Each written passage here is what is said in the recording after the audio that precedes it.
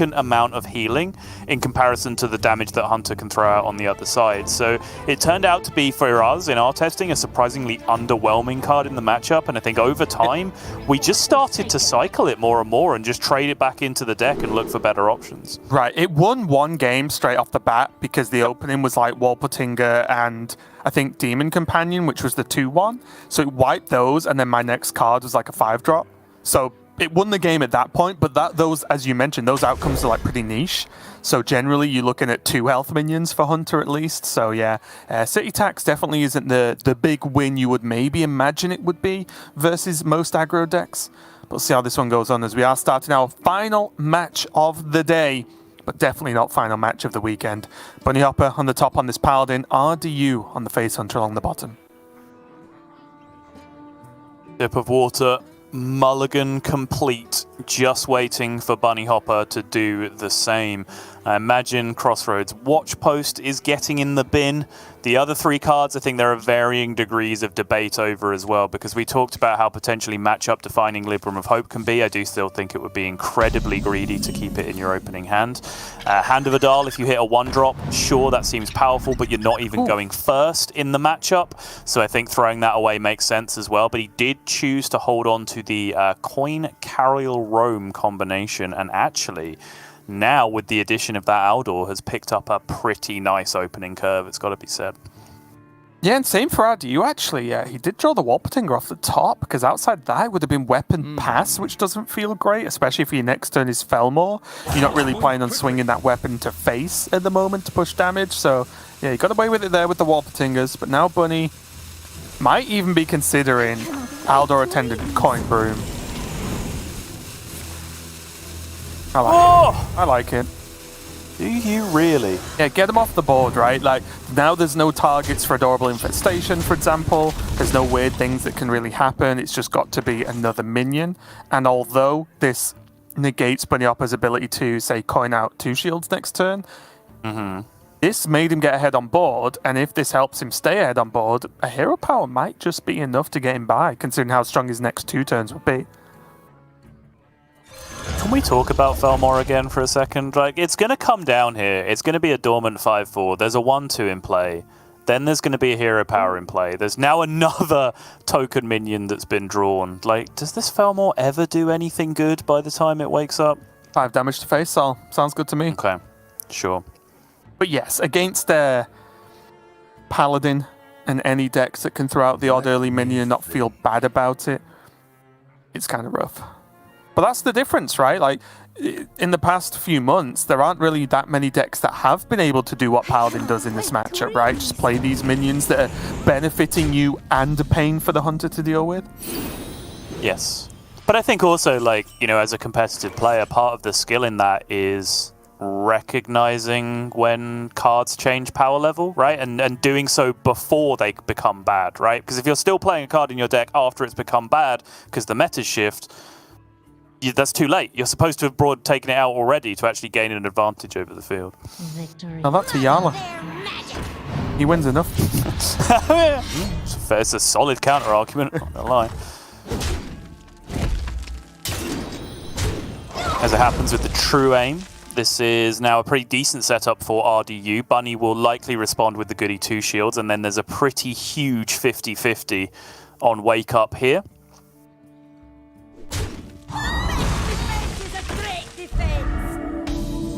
It's always face. Is massive. Yeah, all right. Is it? Ooh, and now aim shot. Gonna take the trade and just play Wrangler anyway. Okay. Yeah, I respect it. Good value. This is why for me it was such a huge 50-50, right? Because it's the difference between just being able to clear the 4-2 off the board and not. You take this exact same scenario where the Felmore has just smacked into the Divine Shield, and then not only does Bunnyhoppor have 5 extra health, he also just doesn't have a freaking 3-4 on the board, right? Because it just gets traded down immediately on the other side. Now double Rhino, of course. They're only single buff from the Wrangler, but it's still going to be good enough. Oh, it's just so slow. It's meandering. It's plodding for Bunnyhoppor on the other side. He's just playing a single minion turn after turn after turn, and it's just not quite getting there. Now is the time where he needs something reactive, something high tempo to actually be able to clear the Rhino off the other side. Just doesn't have it. And also with second Rhino for RDU, even if this True Seeker comes down, which is strong, he can just punch through it with Rhino number 2. Yeah, Rhino number 2 is disgusting.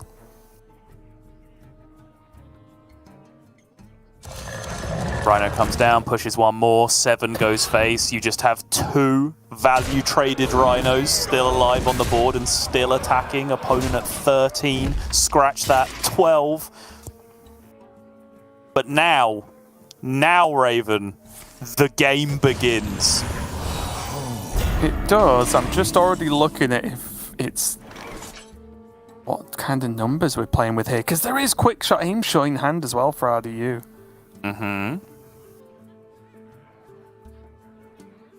But once again, there is only really 2 turns, because if Bunny can find a safe turn to get Liadrin down, that's another Libram of Hope that can then come down on the following turn to just basically reset the situation.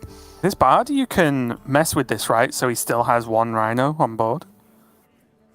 Go on. Well, he can just quick shot and then weapon in. And then he just has the 7-2 on board anyway, pushes 7 to face, and now if Liadrin comes down, that's a Liadrin pass turn, which means another 7 goes to face. Very fair. Looks about as good as it's going to be. With that quick shot play as well, he can actually still play, what, Wrangler and Wolpertinger buffed? Would mean he skips on a hero power, but that's a very big board. Goes aimed shot instead. Okay. Gets him extra damage loading up on the following turn, but means that he doesn't get to play the Wolperting of this turn. Okay, interesting. Tricky, right? Because it also means it's like he's likely to draw from the quick shot next turn. Yeah, I guess the big question is like whether the game's actually going long enough for that to be super relevant, right? And whether just getting 2 extra 1/1s down in play this turn helps you race down more effectively, just using the damage from the quick shot. Well, using the damage from the aim shot that you would still have in hand at that point. Yeah, I guess exactly second Libram of Hope would be the big factor there, right? And city tax, I guess, is another consideration, right? Just 2 extra minions on the board means 2 more healing. They are 1 health Wolpertingers because all of the beasts have been drawn at this point, so they're not being buffed, so they would just die to the city tax. A lot of things to think about that turn. I think, you know, it was a very, very slow turn from RDU, someone who's not really well known at this point for taking slow turns. And I think you can see there's a lot of factors influencing his decisions there. Is Bunny going to just face tank this Rhino? Good study session. Okay. Gonna do it this way because it's unlikely the Rhino gets through at this point. There isn't another true aim in the deck. Right. You take 7 on your face just to prevent potentially a little bit of overkill damage going through. It doesn't make any sense, right? You might as well just take the 3 instead, because then even if this does 2 overkill to the Devout Pupil, you've still gained health at that point, right, by not attacking into the 7-1.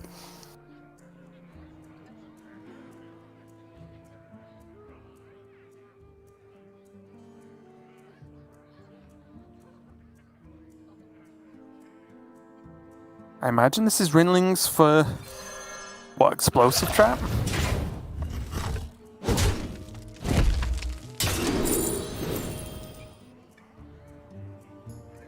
A lot of damage. When your opponent's, what, literally at 1 if you wanted him to be this turn, I think, right?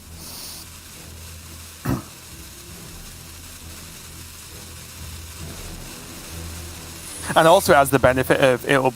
Oh, okay. It would peel the shield on a Libram. Or he'd take the face damage, of course, so... Yep. Wrong either way. I thought there was a spell coming off the top. I was curious as to whether it was city tax, but I'm just completely wrong in the end. And that means with Varian coming down, that means no opportunity to heal, which means this quick shot in hand is going to be game one for RDU on this occasion. Yeah, I'm going to keep it nice and simple. Hero power, quick shot.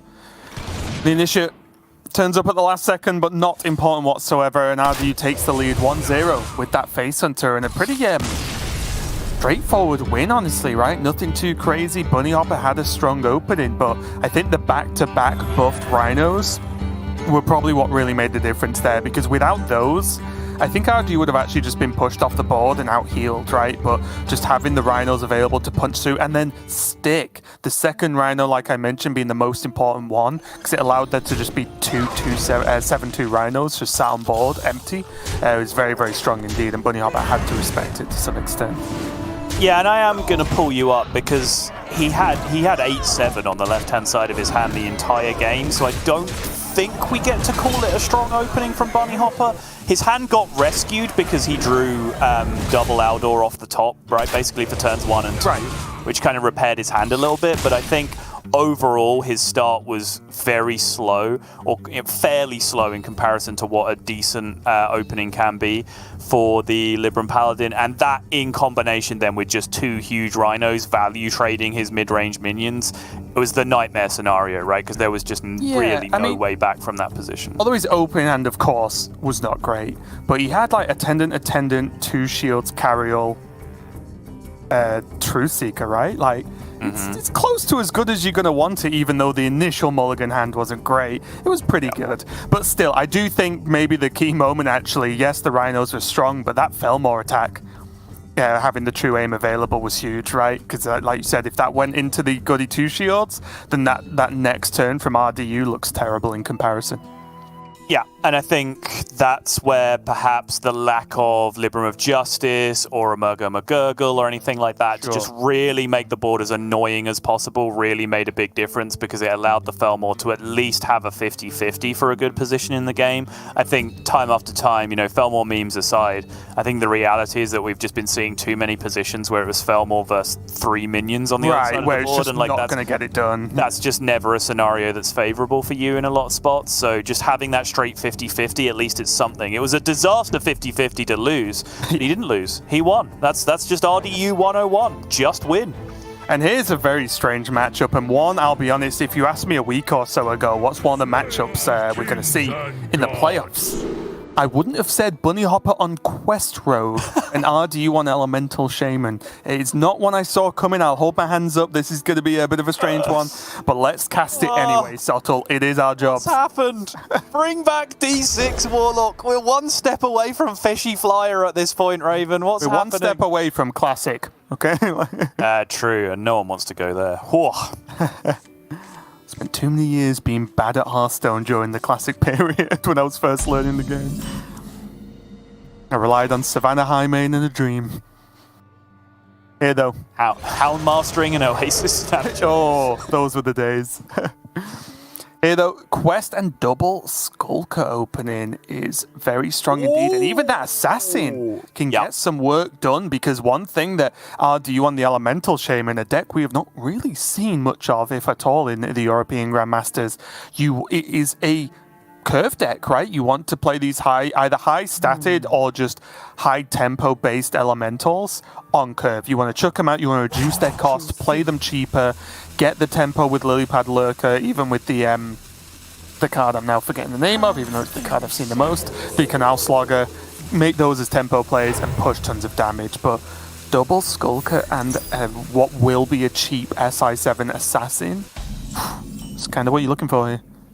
Coins Quest in the end, which is interesting. Just checking. Okay, yes, there is Cult Neophyte in RDU's deck, which makes this make sense. I was trying to find the functional difference between just playing Spy Mistress on 1 and then on turn 2 going Quest, Coin, SI7 Skulker, which gives you increased flexibility because you're holding onto the coin for an additional turn. But there is Cult Neophyte in RDU's deck, which would potentially punish that as a follow-up on turn 2. So all things considered, I think Bunnyhoppor has made the correct decision there. SI7 Extortion is yet another of the very best cards in his deck to be playing this matchup with. I still think this is just Skulker on curve and trade this turn, though. Yeah, RDU in a weird spot there. Not having a natural 2-drop meant that he had to Kindling pass. Does mean he can Worm and then Kindling again. Yep. But it's just a little bit unfortunate in this deck that really wants to like hard curve your opponent. He just had to float that 1 mana because the nature of how the Kindlings work.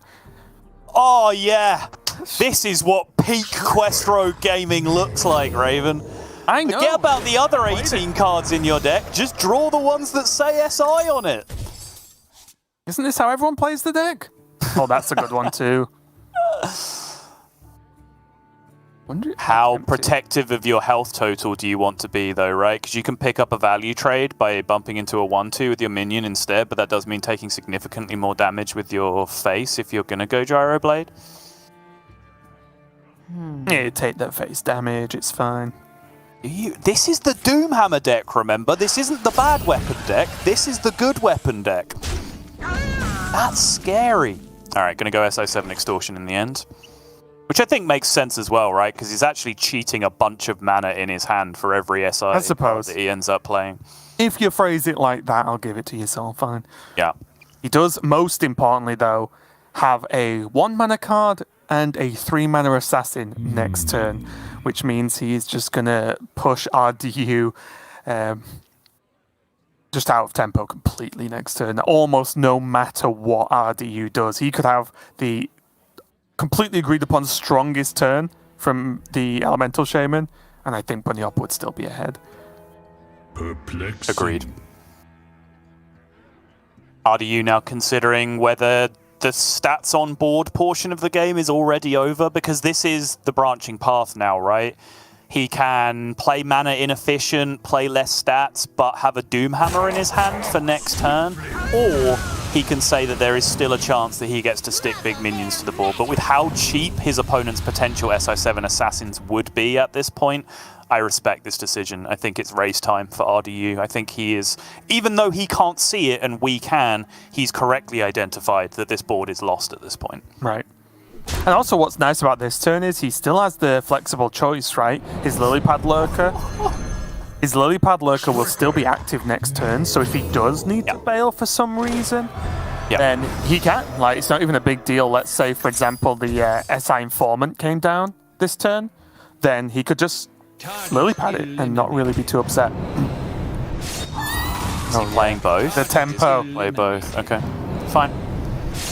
I wondered whether maybe he would be a little bit afraid of the Lilypad on curve, right, and just play 1 assassin and a weapon, go about it that way, but I think this just gets scabs in hand, and he can trade back into the Lilypad Lurker anyway, right, so he just gets to maintain tempo this way. 4/4 and 2/2 into 5/6, play your big guy.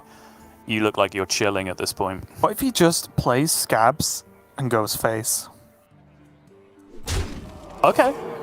Also valid. I think the Shadow Step draw... I mean, yeah, that makes it even easier, This discussion largely irrelevant. But what if... Yeah, I wouldn't have hated that either, to be honest.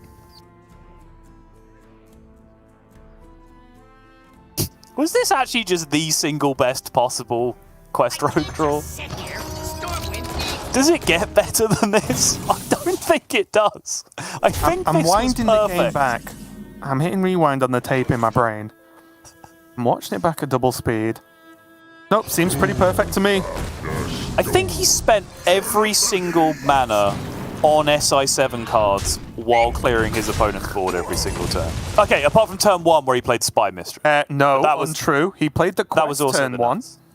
Yeah, fair enough. Okay, so apart from turn 1 in general. Okay. But even then, the Spy Mistress was perfect, right? Because without that, he might have already taken, what, 10 damage from the 1-drop that RDU played. Yeah.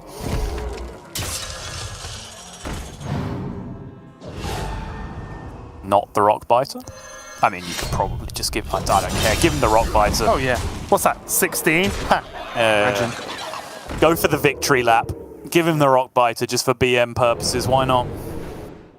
Victory! Yeah, Bunnyhoppor does have full knowledge what's in the hand, of course, so he knows what's available. He bounced one, he saw the elemental draw the weapon, of course, as well, so full knowledge of what the hand would be, make sure he's 100% safe, and make sure that he wins that game. So we're going to very quickly answer RDU's Hunter win with a Rogue win of his own, and a very quick matchup so far that we've seen.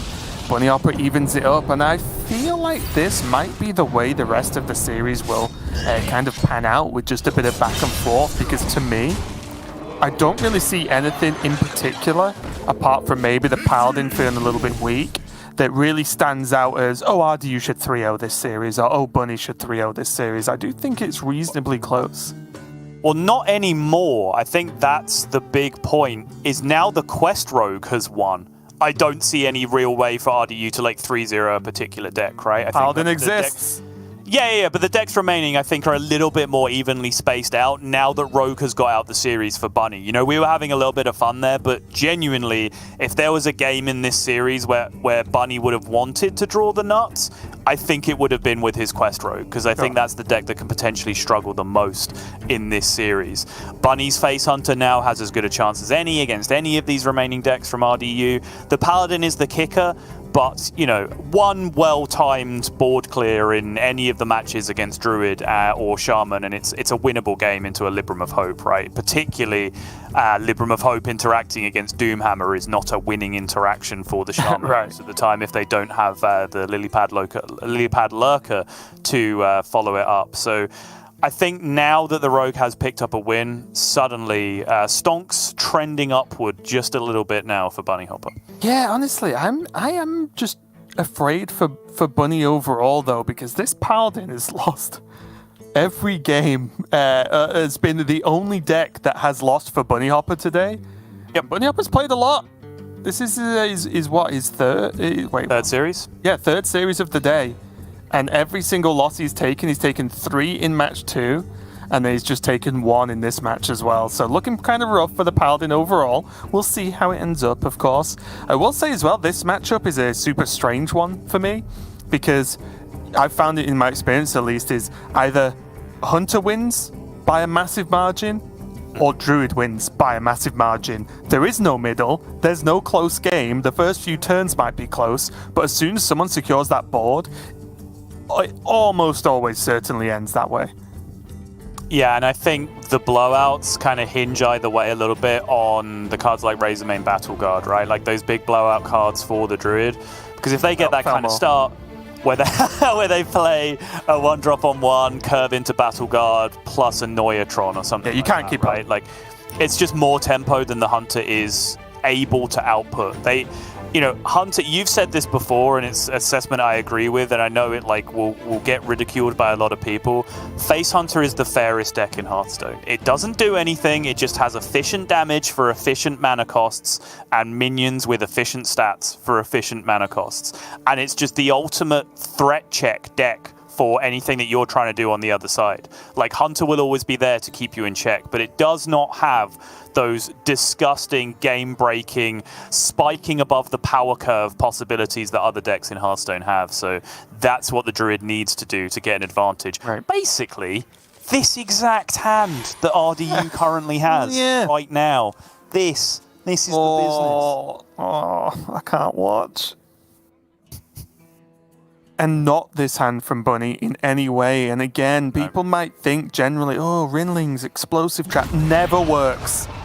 Literally doesn't do a thing. Don't bother even playing the card in this matchup. Coin, Battle Guard, Bone Chewer Brawler. Concede. Okay, so he does have quick shot this turn. I imagine will be aimed at the Battle Guard. I would expect so too, yes. Hey, you are, at this point, as the Hunter and Bunnyhoppor here, has to keep the board as even as possible, and then maybe Rinlings with Pack Tactics, Snake Trap, something, maybe even freezing, depending on the board state, might buy him enough time. But I think that starts with this play, so I like this a lot from Bunnyhoppor here. Agreed. Guardian Org Merchant is a disgusting follow-up to all of this as well. Can now hide a peasant behind that if he really wants to, but I think it's probably just Squirrel with the Guardian Org Merchant this turn. Actually, your curve for next turn is a little bit awkward, so maybe one more card draw next turn exactly is worthwhile. Oh, he's going to trade as well, okay. Oh, so Squirrel and Peasant, the hidden third option. Fair enough, yeah. Yeah, it's weird though, right? Because I'm kind of with you on the Squirrel plan. Because for me, you get those in early, you're more likely to draw them the earlier they are, right? If it dies, of course. And this matchup is all about winning board. So get as many free tokens as quickly as possible in the matchup overall. So I actually quite like this option here, you know. I kind of like this third play from RDU. Because he's just seen a quick shot. Like, if Bunnyhoppor aim shots this 4-2, sick. He sticks a peasant.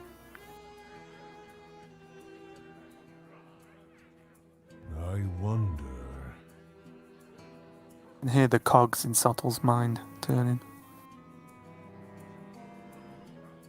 Yeah, I mean, the trade is the weirdest part of that turn for me. I'm just kind of considering like what the punishes for leaving the Kolek up on the other side of the board were significantly. Like, obviously there's Adorable Infestations, there's Divine Shield that your opponent can just get to create better trades, but you would be attacking face with a 4-2 Divine Shield taunt yourself, which would be shutting all of that nonsense down anyway. I guess aim shot, quick shot, right? Probably. Because then if he kills the taunt, then he can kill the peasant with the 1-2. If RD was really reliant on the peasant drawing him a card, maybe. You'd have a Divine Shield on it. Your opponent, you have 3 mana. Oh, sure. Oh, you want to play the Orc Merchant. Sorry, I thought you meant do that turn and just not trade. Apologies. No, right. It's because we go back to the initial debate, right, of like assuming we're giving this minion Divine Shield and going face, what's the other one drop that right, we okay, with it? sorry. And then RDU found the third play of trading and playing the other 2, which, you know, I don't absolutely hate. It's just curious that it's, you know, so much less aggressive than he could have been in that position. Now the question is, does he go max aggression and Guardian Orc Merchant the Bone Chewer now?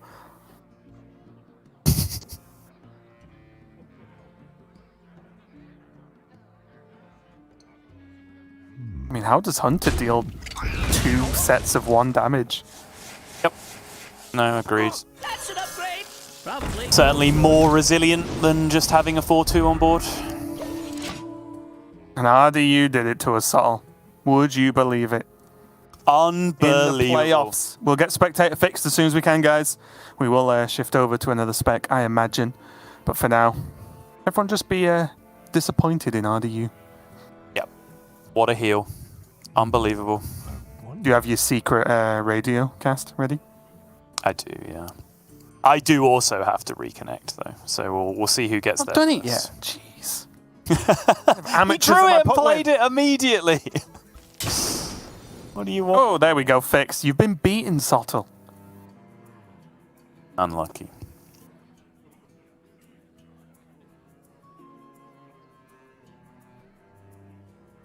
Okay. So Bunnyhoppor just swung into the Divine Shield, is that correct? He did, yeah. Mm-hmm. Ouch, for a start, is my first comment. Second is no explosive. Not that... Okay, explosive would have obviously helped here. It would kill a 6-1, which is good, and a 2-1. But honestly, like... Pack Tactics into... Like, Kodo probably feels too slow. Maybe Warsong with the Warpatingers next turn. But is all this now... Is the game just got too slow? I guess that's my question. Okay, that's fine. I was on the verge of cutting you off because actually that was frozen as well. Bunnyhoppor had already taken Snake Trap, and it's been RDU's turn this entire time, but we didn't actually miss anything and caught up with it in the end. We are now back to reality, and this is currently real life. Yeah. Remember when I said one player just really wins and the other one really loses, and it can be one of either? Well, here you go. We need exactly explosive. Likely to get it. There it is. Yeah. Okay. Obviously, still dying to Arbor up here. But currently from RDU, no such thing. No! Not like this! Just play the Grey Bow. More crucially than the Pack Mule, though, is the lack of Arbor up, the lack of buffs that are available here. RDU can take care of all other potential secrets before doing anything else. We'll find out that one of these is Snake Trap.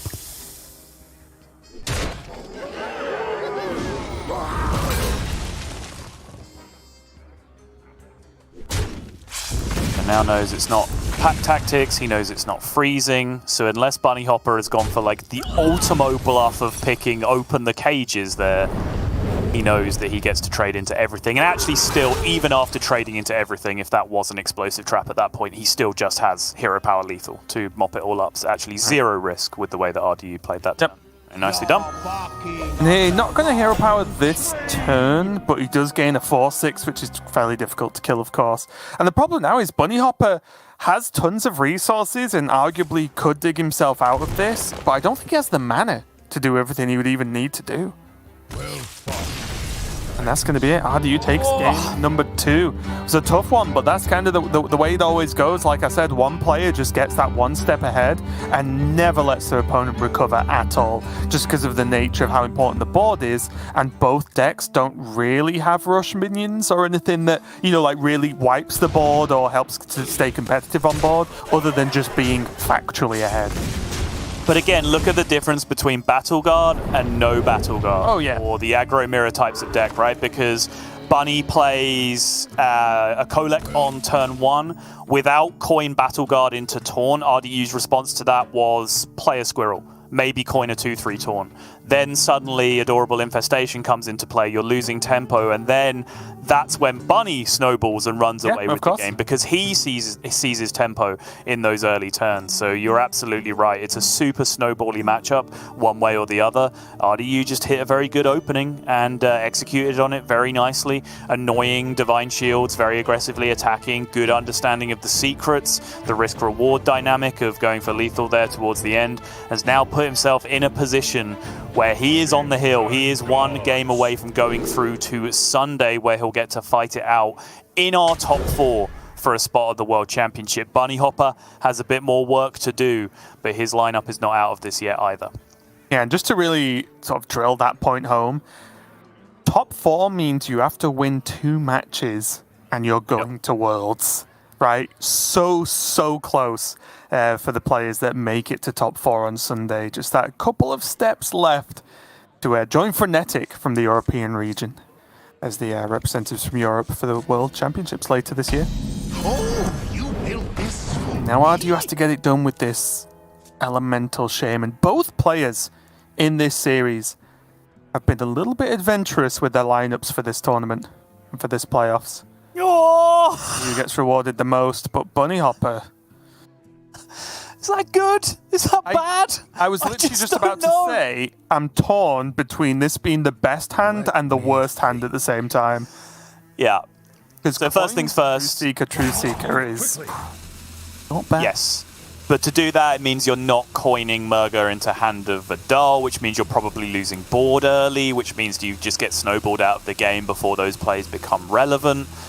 Is following that up with Libram actually worthwhile? Like, is it quick enough still to be able to get there? Very hard to know in the end. Bunny just going to let this one roll out. But that is now a 3-mana Granite Forgeborn if RDU were to want to skip this turn. But I think 2/5 Wind Fury will just have to do. Oh, it keeps getting harder. This hand is impossible. I don't know. What are you on about? He's got a 2-drop, and it's turn 2. Just play it, and don't look at the other cards. I think that is true, yes, but I'm not 100% convinced. He plays it now, and then he plays the Banana Man next turn. Turn 4, coin, Aldor, Libram. It's got to be the plan, right? It hurts, so. but you might just win you the game. So we have to plan this out going the other way, right? Like, you play Murga this turn. Let's say RDU goes face. You take 5. You then play Banana Man the next turn. At best, you're trading off, say, a 2/2 that your opponent's played, or a 3/2. So you're just taking 5 again.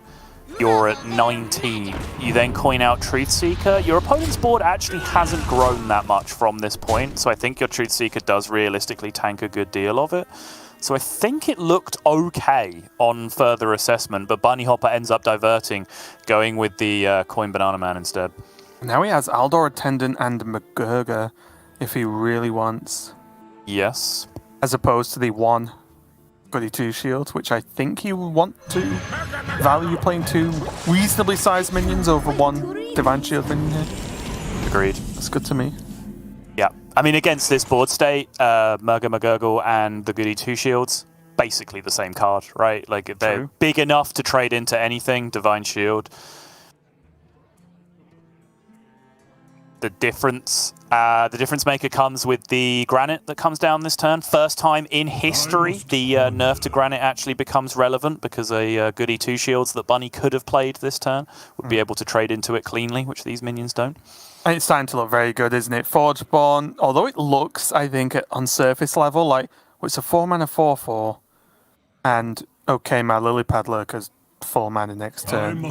Right, but it also activates Lilypad Lurker, and everything else you draw, more or less for the rest of the game, is that much cheaper, which is such a big deal later on. Or just turn by turn. I think he has to play it regardless, right? Just purely because it activates Lilypad. Swiftly. Yep, I He agree. clearly wants to play an aggressive tempo-based game, so he wants a cheap hex with a very big stick attached to it. These numbers are just awkward enough to be irritating for RDU. If he doesn't kill the 2/4, it has a good trade into the 3/2. If he doesn't kill the Murger, it has a clean trade with the Wind Fury, so he ends up playing around all of that by just double trading with the Wind Fury himself. Takes the takes the attack face with the Cult Neophyte because he's assuming that trade just happens back the other way and he's not going to get punished for it.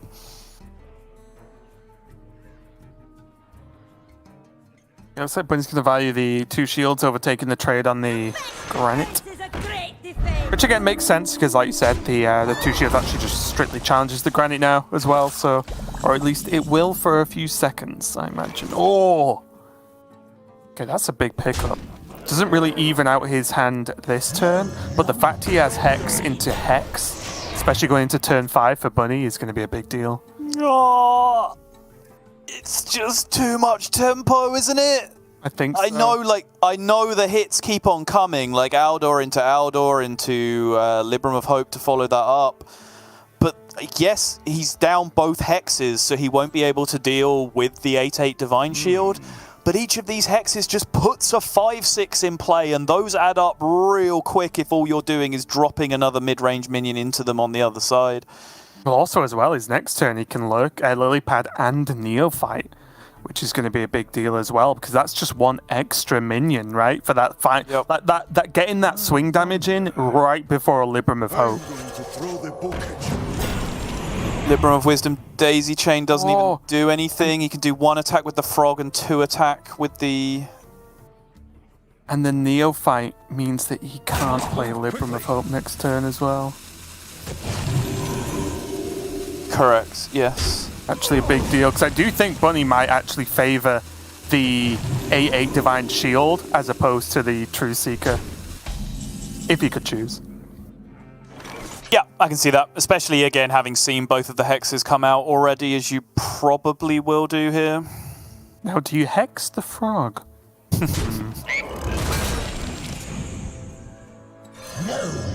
Only positive for Bunny is no damage is going face quite yet, but he might be upset when he sees this Neophyte.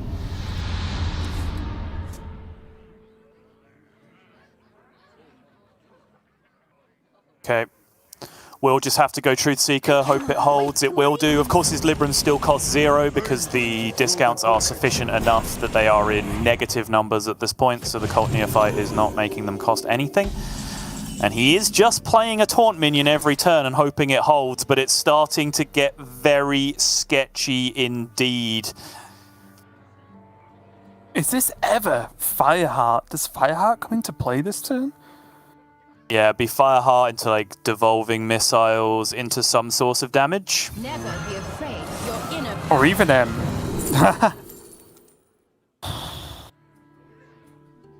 Those are not it. does he take Lightning Storm? I guess. Think It so. deals 3 and draws him or creates him a new card. This one card might be huge. Torrent? Torrent! Oh! Seems good. But do you use it this turn? Or do you hold it? He can't. The threat of an 8/8 Divine Shield. Did he not play a spell last It was turn? Neophyte Lily Pad, right? That's right. Yeah, fair enough. Okay. Well, that makes life a lot easier. Yeah, I think he might have been just for a second thinking about Vivid, right? Because if he plays Vivid next turn and has to trade into a Libram or something, well, it's kind of like a Torrent. He keeps his board and gets to, you know, do the same thing. But I think Torrent in itself, because he has Doomhammer, means he can go Doomhammer, Torrent, get away AA, or at least most of the AA, and push a ton of damage. Oh, you really needed like the other Libram of Hope there off the top, ideally. And the best part here as well for RDU is he can face tank this 11 to pop the shield. Like, it's not even a problem. Pop the shield, do the torrent, put the 2/2 in. He's got 9, 10, 11, 12, 13, 14, 15. It's lethal, right? 2 goes in, 8 goes Doomhammer, in. yeah. 9, 12, Doomhammer. Yep, that is going to do it. Oh, wow. On that final game there, RDU makes it with his Elemental Shaman taking down Bunnyhoppor. And the Paladin takes a loss again. Unfortunately for Bunnyhoppor, that means he is done for playoffs and done for this season. But a huge congratulations to RDU, making it now to top 4. He will join Gabby as the winners out of, or qualifiers out of Group A, making it to that top 4 final cut. And it's just those 2 matches, Sol. Gabby, RDU, as 2 players. We've got 2 more to pick tomorrow, or pick up tomorrow. This top 4 is going to be stacked. It absolutely is, yeah. We've got another group to go through tomorrow, but in terms of just thematically 2 players to have come out of this group, I think, you know, Gabby's kind of had one up on RDU for most of the season up until this point. Again, we've made the joke about how he's already beaten him in this bracket, even though it didn't really happen. Just the first place seed getting the advantage, the 8th place seed getting the disadvantage kind of means that Gabby beat RDU in the opening matchup. But it now means that that's a potential final that we could be looking at between those 2 players.